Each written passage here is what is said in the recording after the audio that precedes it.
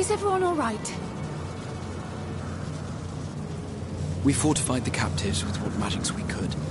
Have the defenses been disabled? All appears quiet for the moment. The lower floors were disturbing enough, but this place feels wrong. The ether is heavy and thick, like wading through a quagmire.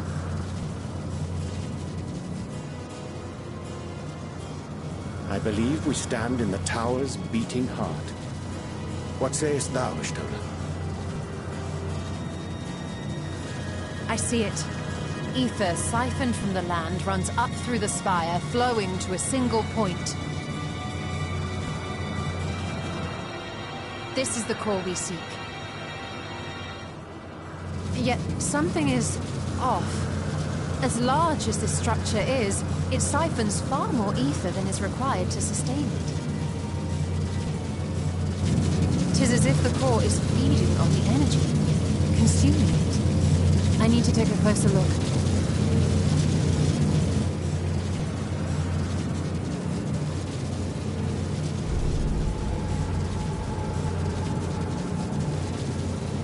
Curious. There is something there embedded inside the core.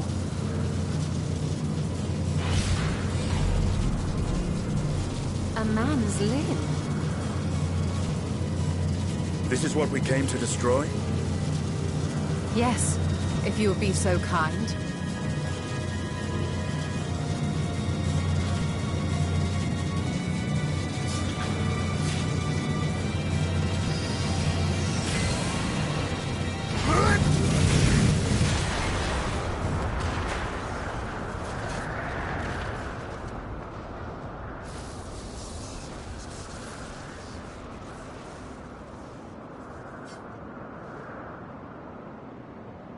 And that should be the end of it.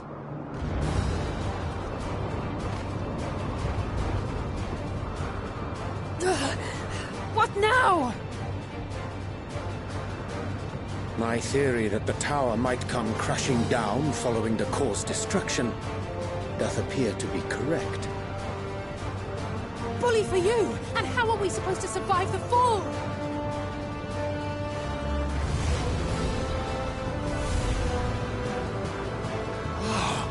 What of the prisoners below? The floor beneath our very feet dissolves. Brace yourselves! I pray I'm not too late.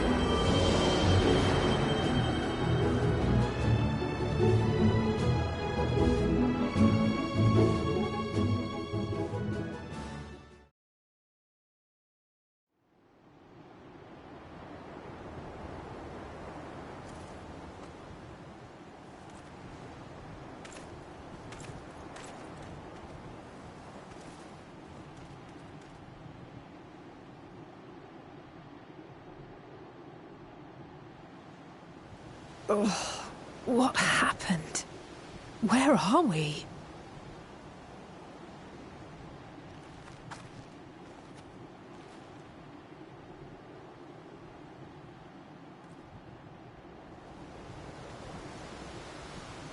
By my reckoning, we're still on the island where the tower stood. But 'tis as if it never existed. Hardly a scratch. But how?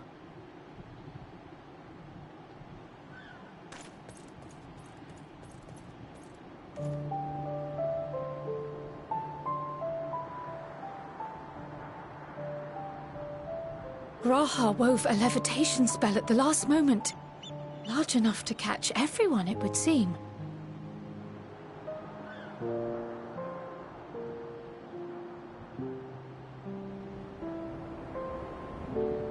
That explains the lack of obvious injuries.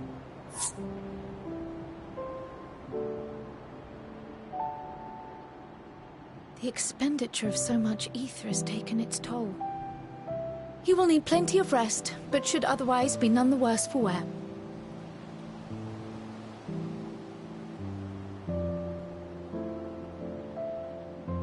Then the immediate problem is what to do with our new friends here. They'll be much changed for their time in the tower.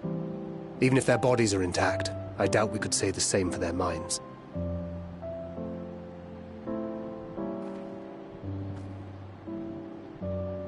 Angelo and I will take care of that.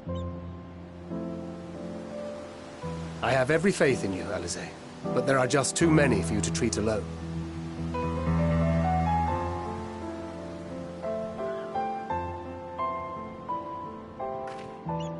We'll send at once to Eorzea for more porksies, and call on the local mages to lend a hand.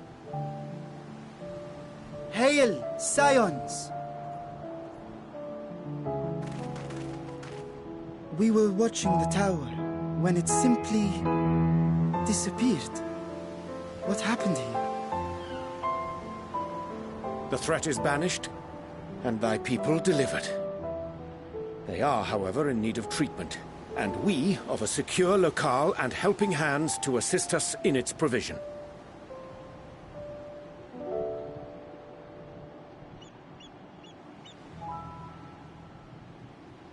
You shall have all this and more. Come, let us convey these unfortunate souls to the city.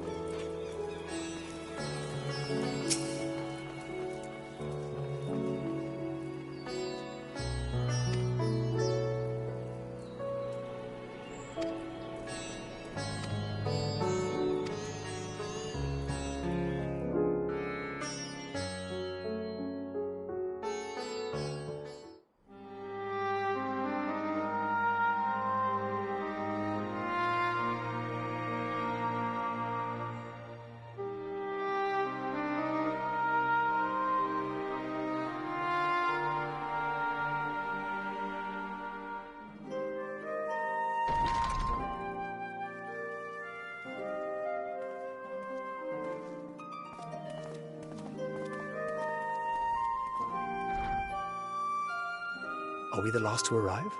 I hope we've not kept you waiting. Not at all. Your comrade is feeling better, I trust. Much better, thank you. Harness remedies are certainly potent, in more ways than one. One becomes accustomed to the taste, although I hope you never have cause to do so. Pray, take your ease.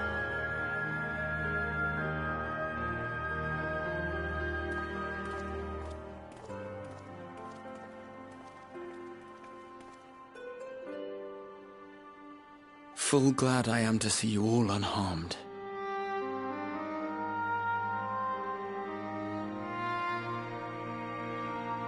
Valiant scions, for your heroism, you have my boundless gratitude.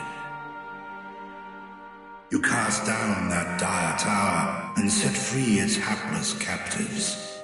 You cleanse their souls of its corrupting influence.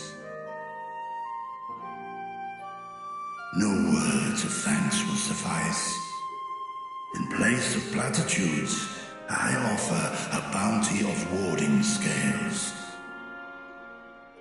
Pray accept your due reward, along with the goodwill of Radzatan. Alchemists throughout the land were put to work in the forging of your talismans. The finished ones have been collected, and now await you at the High Crucible of Alchemia. Present this letter when you are ready to take them into your possession.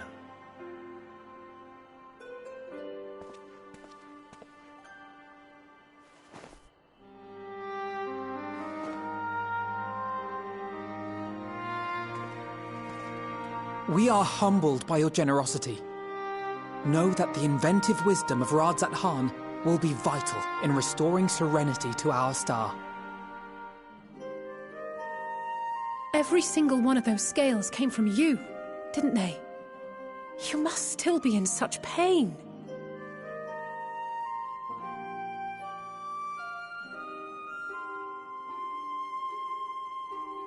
"'Tis of no moment. A mere annoyance compared to the dreadful suffering inflicted upon this land and its people.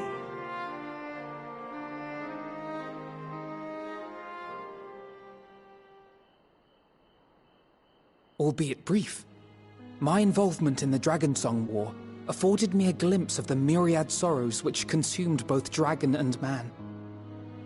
Though you were half a world away, such tragedies as befell your kin must have affected you deeply.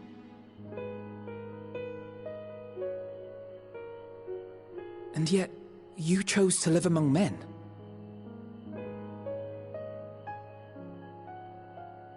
In the age when that conflict first bloomed, my choice had already been made.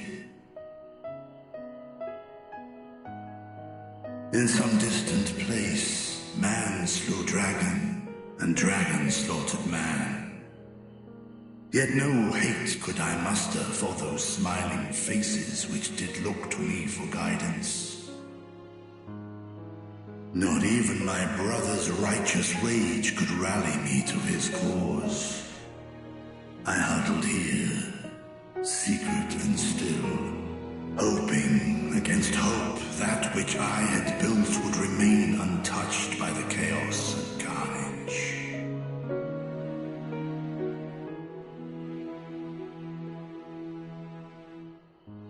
Twould seem we share the same desire for peace, great Vritra. To that end, I wonder if we might trouble you with another question. The Telophoroi are intent on recreating the final days, an apocalyptic event which we know to predate the sundering of the star. As the longest lived among us, know you aught of this terrible cataclysm?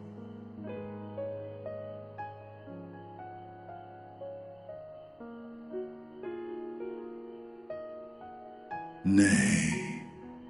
When war and strife drove my sire from his home, he crossed the great expanse with only our unhatched eggs as company. He alighted upon a shattered source, its 13 reflections long since scattered beyond the rift.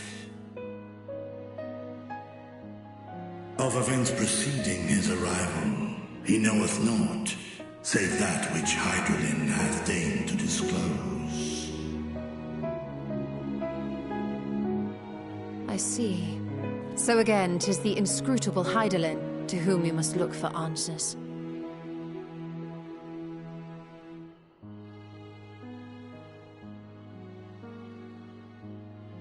Seek you to divine the will of this star?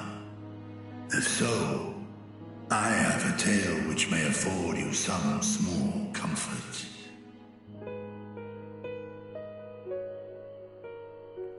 'Tis a story from my youth, many, many years ago. To my sire, I once posed the question, of all the stars in the sky, why didst thou settle upon this one? To which Midgardsummer did reply, 'twas the last bastion of hope. He believed so long as Hydaelyn endured, so too might dragonkind. Solemn and portentous were his words. What deeper meaning they held, I could not, dared not pursue. 'Tis a stone I've left unturned ever since. Yet take you solace in the knowledge that whatsoever Hydralyn does strive towards, 'tis an ideal which hath earned my sire's conviction.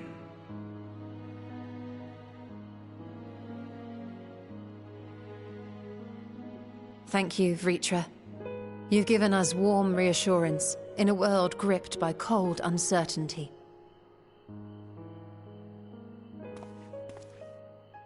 While I'm sure we all have a great many questions, I think it's time we collect the talismans and be on our way. Our fight against the Telophoroi is far from finished.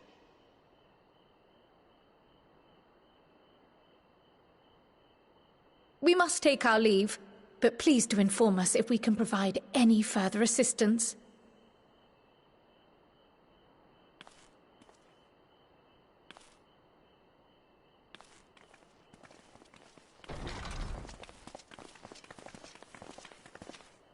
Prithee, a moment.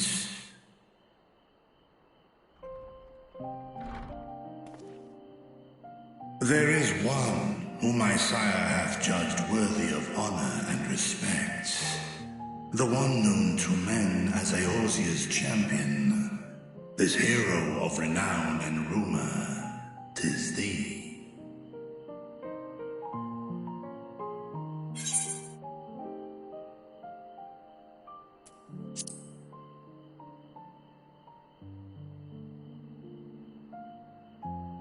I know of his clash with Omega, and the long slumber which was his price.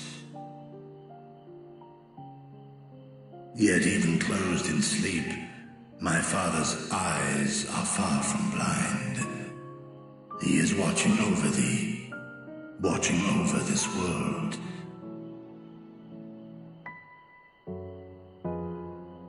"'Twas a revelation most pleasing that thou, a child of man, had gained Midgardsummer's trust, but alongside mine elation runneth a rivulet of dread. For upon thy life's reel wind too many threads of fate, power, weal enmeshed with woe. Amidst this tangled knot thou shalt know no rest. 'Tis an endless confluence of forces, a struggle without surcease. More terrible still is the attrition wrought upon thy companions, as they are swept up in the storm of thine existence.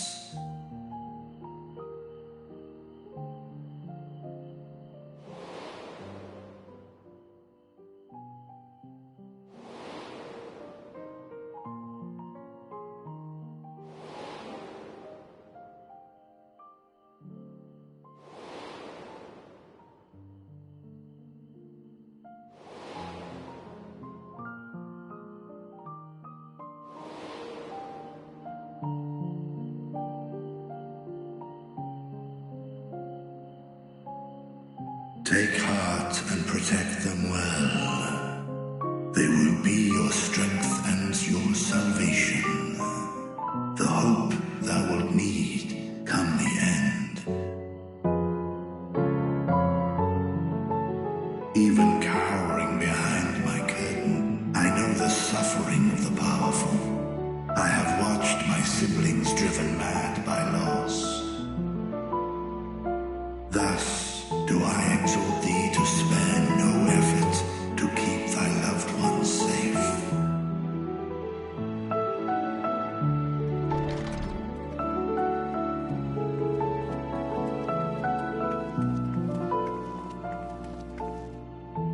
Apologies. We hadn't meant to interrupt. It's just that we do have a history of suddenly collapsing, and when you didn't follow us out... 'Tis I who must apologize.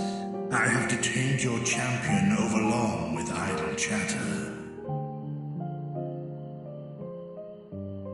Go. At war's end, I pray I welcome thee back into my hall, where together with thy joyful comrades, you may toast your triumph.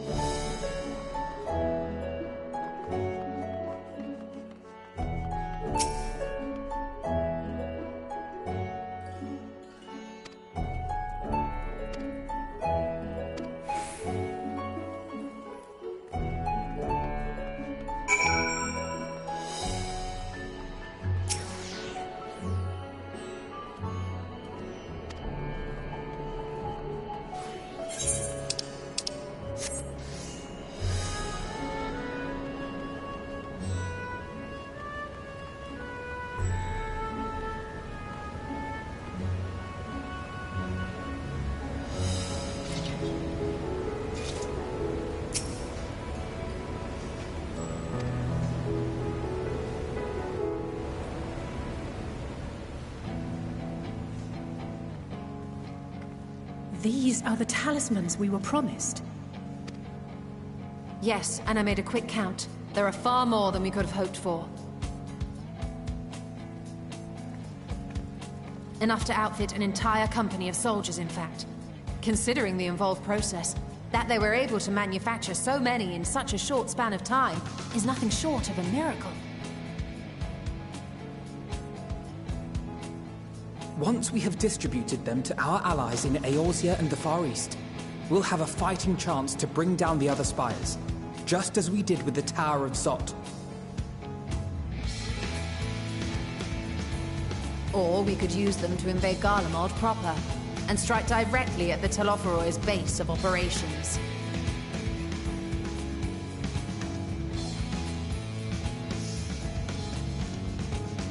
Of course, we would need to consult with various Alliance leaders before such a drastic measure could even be contemplated. To which end, I could set out forthwith and present the idea to each of our allies in person. Pray allow me to undertake some few of those journeys. I find myself restless and in need of purposeful duties. I can head eastward. Bosnia and Dalmasca are just a short hop from here. And Doma's shinobi network should come in handy for passing on the word. We shall share the burden then. Meanwhile, I think it best that you and the others take the talismans back to the Baldessian Annex. We must keep them safe and secure until we've decided upon a course of action.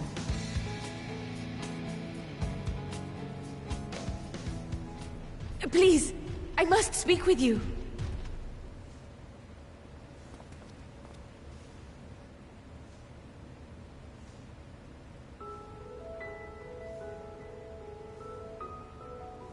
Nidana, you're awake. Yes. When I spoke with the carer at my bedside, she told me that one of the scions, a young woman, had cleansed me of the tower's corruption. It seems I'd been asleep ever since the treatment. But when I awoke and learned you were all still here, I knew I had to come.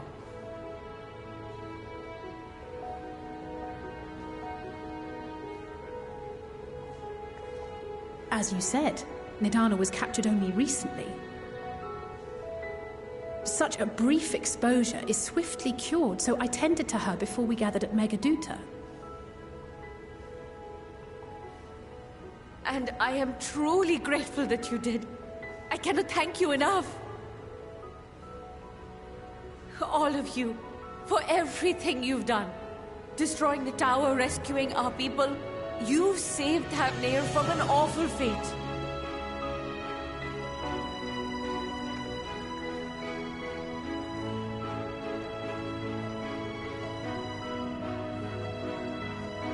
Yet who hath truly saved whom? Due in no small part to thine inspirational courage, the alchemists were successful in reproducing warding scales of proven efficacy. Replications of thy work now stand ready to travel across the seas, unto the hands of those who might wield them against this rising evil. The talisman? Is this true?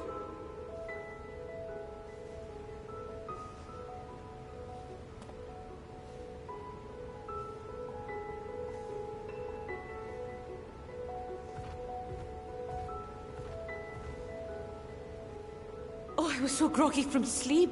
I didn't even think to ask.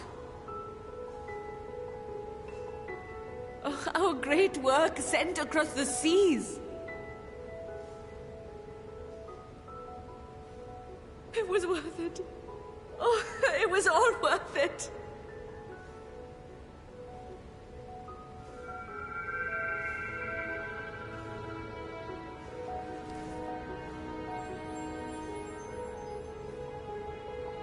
Look at that.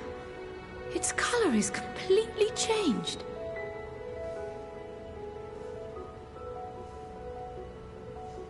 What do you have there?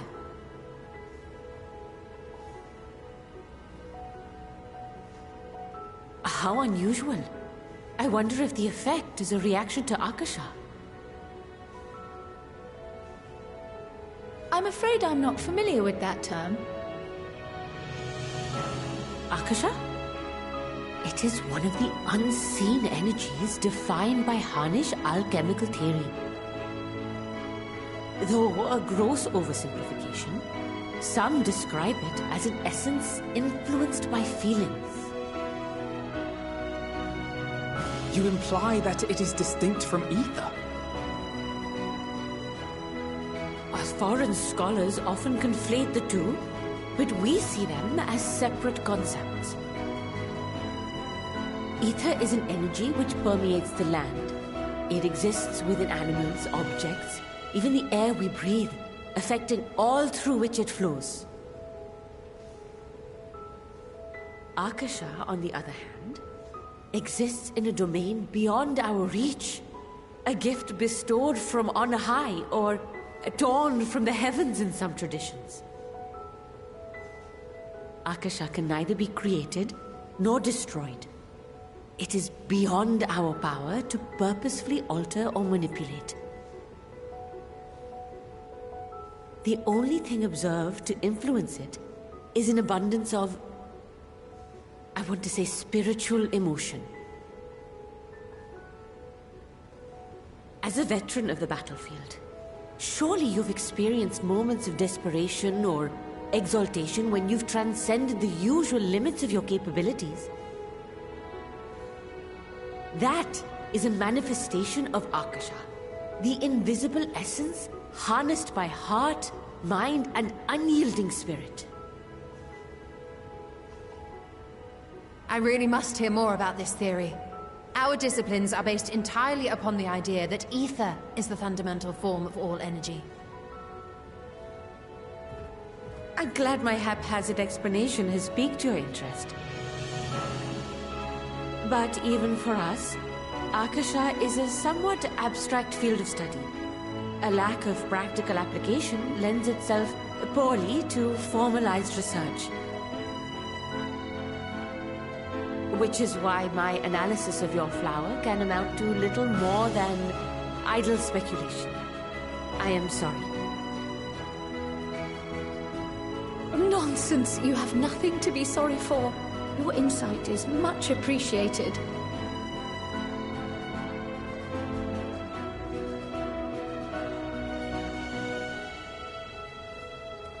Shall we depart for Sharlayan then? I will see to it that the talismans arrive at the Annex.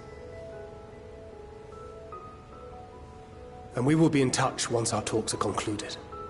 I suggest you rest while you can. From here onward, sleep is bound to be in short supply.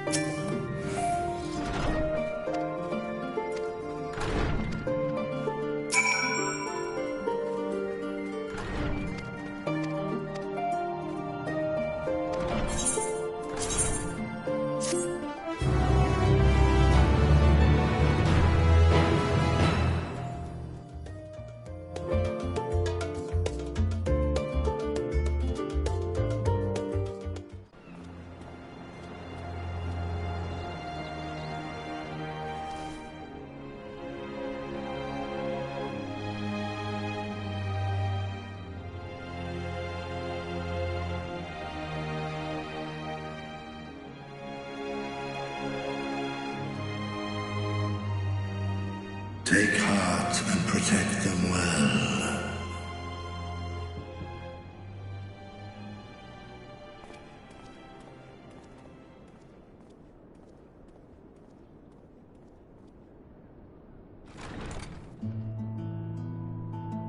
Good, you're here. You haven't eaten yet, have you? We've bought quite a spread if you're interested. Only the finest dining from the last stand.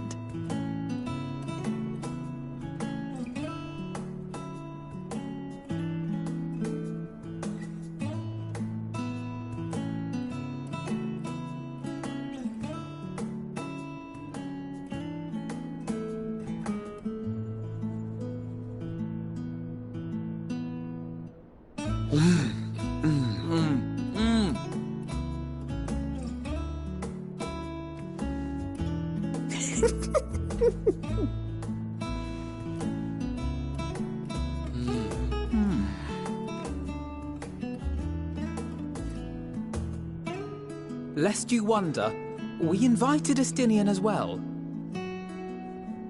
But he refused with a rather grim-faced, "No, thank you." I suspect Sharlayan cuisine is not to his liking. Oh, I don't know about that. Perhaps our lone wolf just needed some time apart. What? To perfect his brooding stare? Next time, I'll drag him out by the ear, sit him down in front of a Sharlayan feast, and see that he eats every last bite. An excellent idea. Of all people, warriors must take proper meals and rest if they are to maintain a healthy constitution. Poor Estinian, beset on all sides.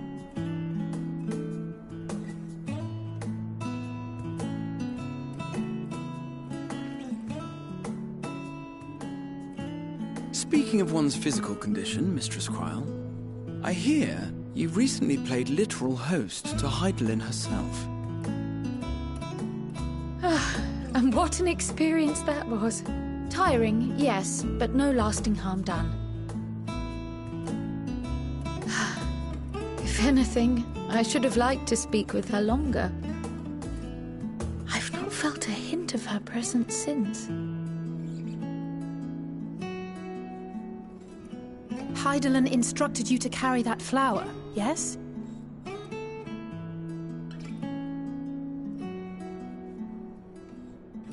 Twill be your guide, test and proof of your conviction.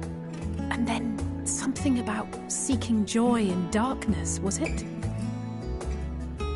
Come to think of it, isn't that what happened with Nidana back in Radzat-Han?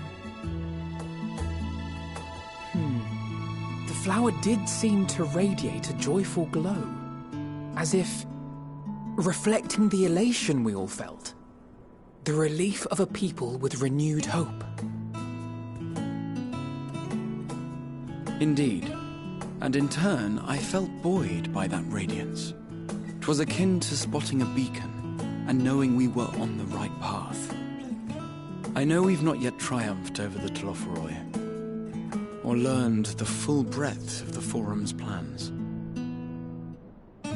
But even within the midst of our struggles, we find small moments of joy to sustain us. Rare and hard-won, perhaps, but it is this pursuit of happiness that gives us the strength to carry on day after day.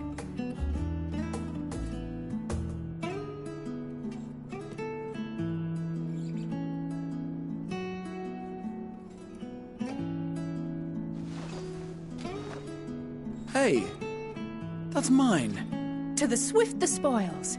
Though I recall that levitation spell of yours was quick enough. Only barely. And even at my best, I'm still too slow to wield it effectively in battle. Mayhap I simply require more practice with this new magic. You unearthed it from the depths of Numenon, I presume?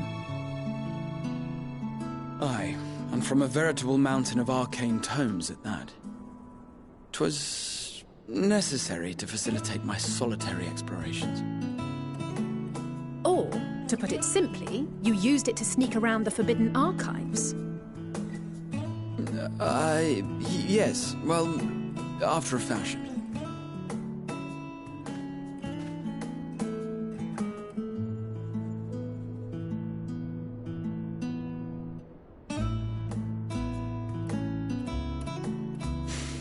They're tall, you see.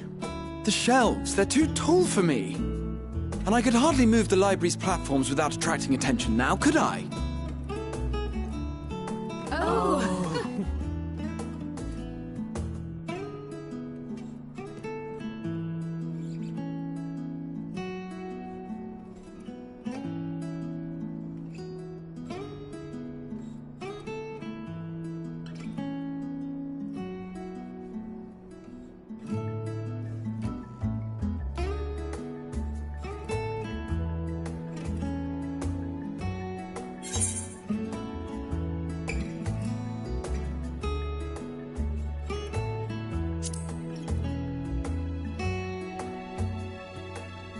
I'm not that ambitious.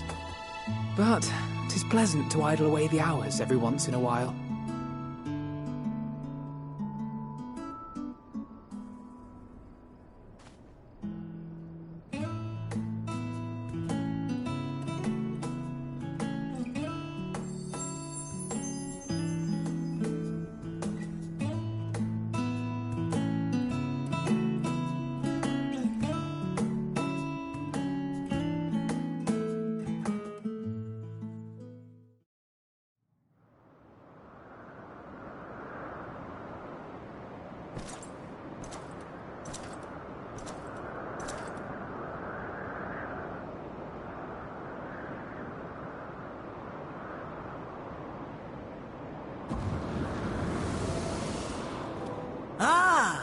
Enjoying the bracing cold, I see.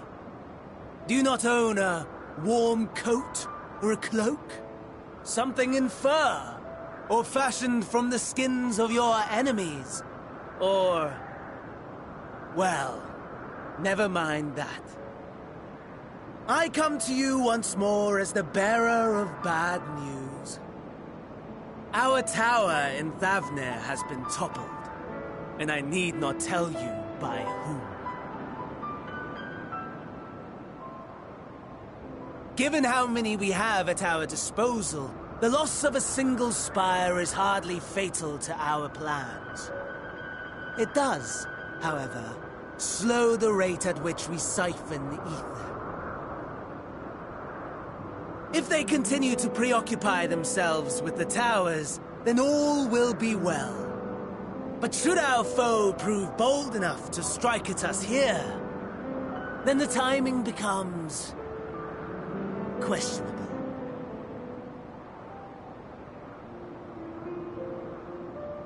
Our foe is bold enough. Of that, I can assure you.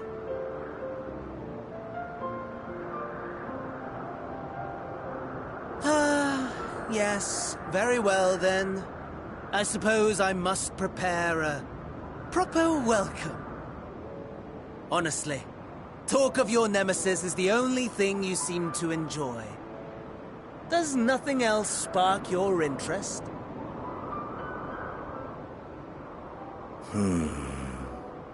No. All else is... equal. Equally tedious. Equally disappointing. The world is a tepid bog into which we sink, too weak to thrash as the mud clings to our eyes and fills our throats till we blissfully choke. But then came the light, blinding and pure and hot, so very hot, enough to set my soul aflame. I basked in the afterglow until the void yawned once more, and then I knew the muck would never claim me again. There was naught for me ahead, so I drew the curtain on all that had come before.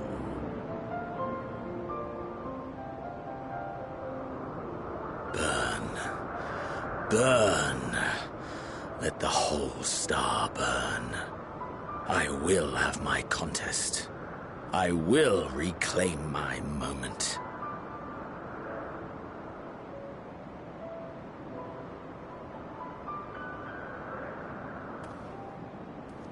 How wonderful that the emptiness of death has not dissuaded you from committing your life to its pursuit once more.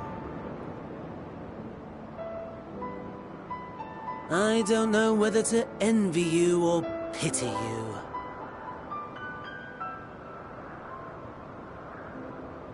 You question my disinterest, but what of yours?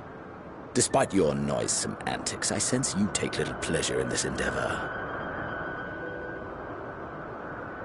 Mercy, my lord.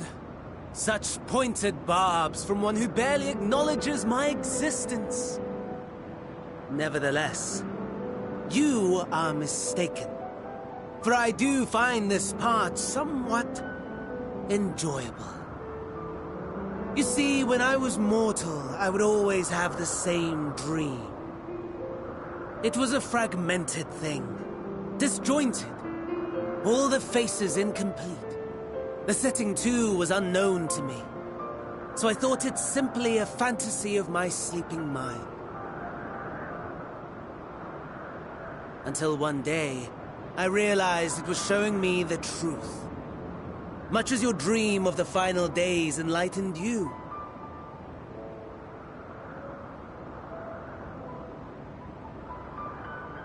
And soon, very soon, the rest of the world will see the truth of my dream, too. Yes, I think that is something we can both enjoy.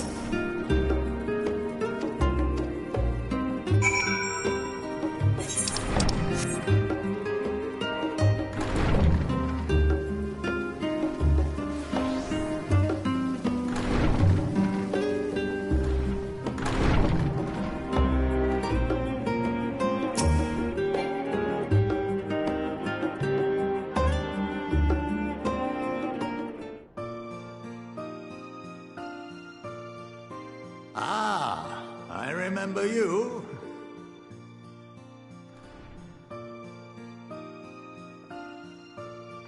I pray we have not caught you at an inopportune moment. We wanted to offer our thanks for your kind words in the forum.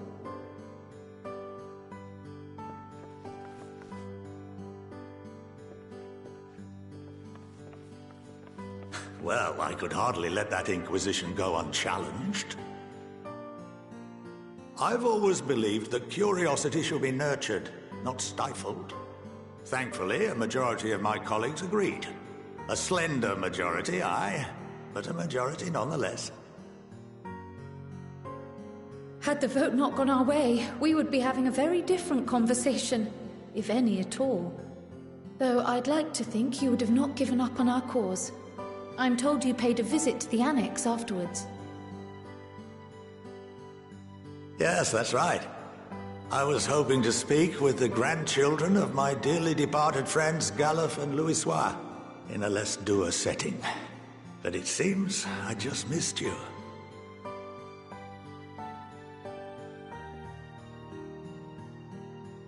I still can't believe how much you've grown.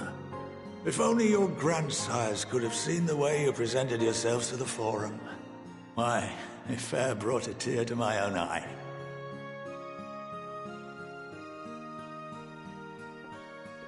You must have the patience of a saint, putting up with this lot and their antics. Never mind Matoya's prize student. Luckily, I know a thing or two about managing unruly younglings. If you ever need advice, don't hesitate to ask.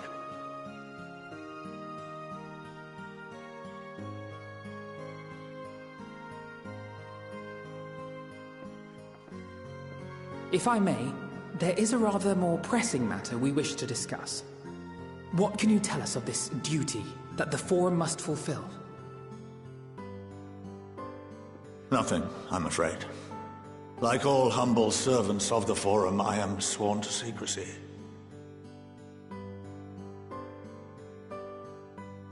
Or rather, I couldn't tell you if I tried. Our duty is of the gravest importance. Furthermore, if the particulars were made public, it would incite widespread panic. As such, those entrusted with this duty have been bound by an enchantment, which prevents us from speaking of such matters without the express permission of the Forum. How is that even possible? It's been some time since I last gave a lecture. Please, take a seat.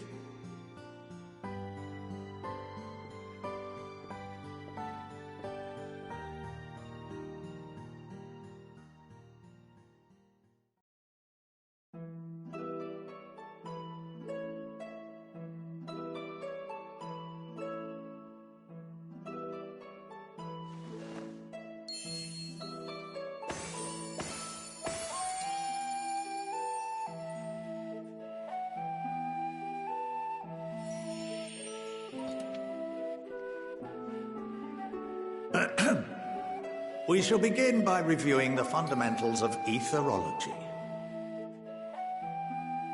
The ether, which imbues us with life, can be categorized into three forms.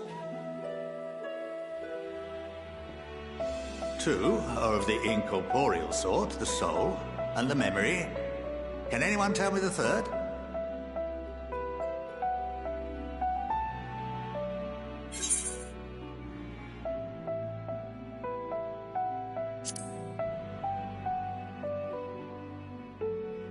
Yes, very good. This is the form with which the layman is most familiar. Consumed by even the simplest of daily activities, and replenished by the food and drink that sustain us, this form of ether is in constant flux. In contrast, the ether that comprises the soul is rarely subject to dramatic change. The same can be said for memory, as the two are intrinsically linked.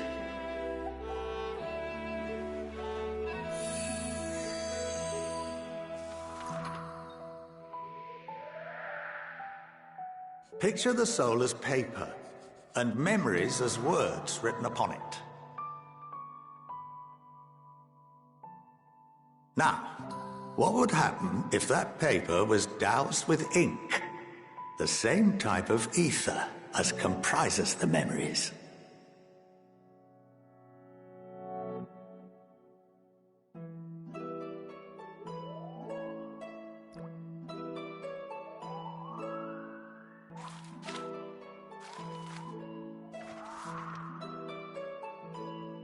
It would blot out everything that was written. Precisely. We would be unable to recall the memories, and any activities that depend upon them would be hindered as well. In fact, this exact phenomenon was observed on a vast scale not so long ago. And what might that have been?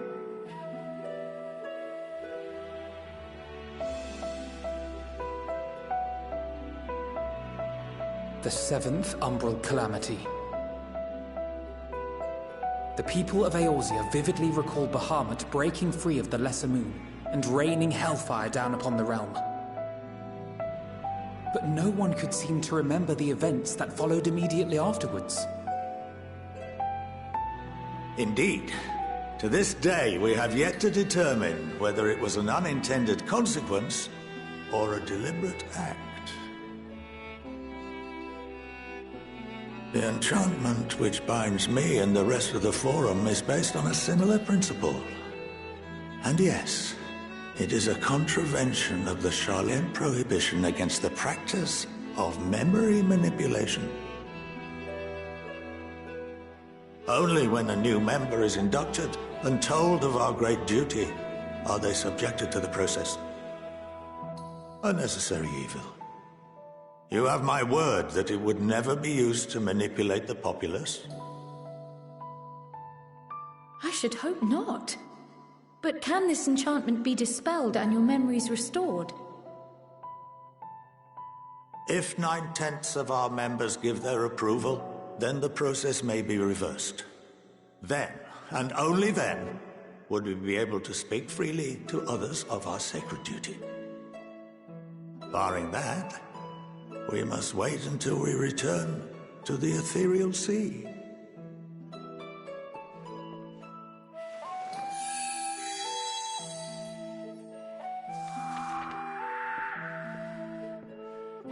For there we will be purified, the blots upon our souls washed clean.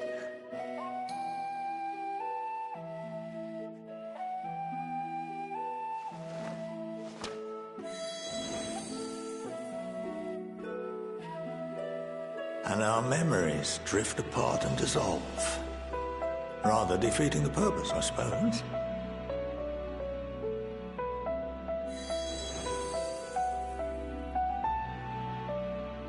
But there are those memories that are indelibly etched upon our souls, some believe.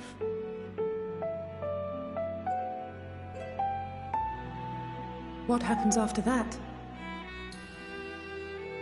We are reduced to pure ether, coalesce with that of others, and create souls anew. Alternative schools of thought assert souls remain whole and return to the corporeal world, reborn into another form. Both theories have their proponents. Personally, I consider each equally probable.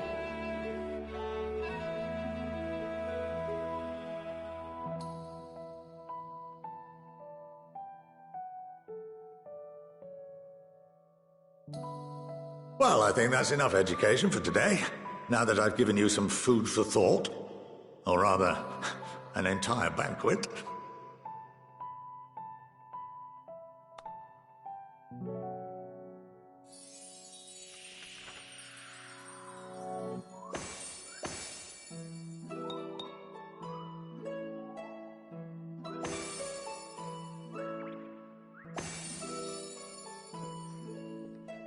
I would remind you that although I'm unable to assist you with certain matters, the resources at my disposal may still be of use to you. I'll arrange for you all to be given the run of Phenomenon. Of course, as associate to our alumni and the students of Baldessian, this privilege is extended to you as well, my friend. Oh, and I suggest you speak with Ki Aliapo. She's well known among the artisans of Sharlayan, and her network of contacts may prove useful in your search for knowledge. I wish you all the best in your pursuits, wheresoever they may take you.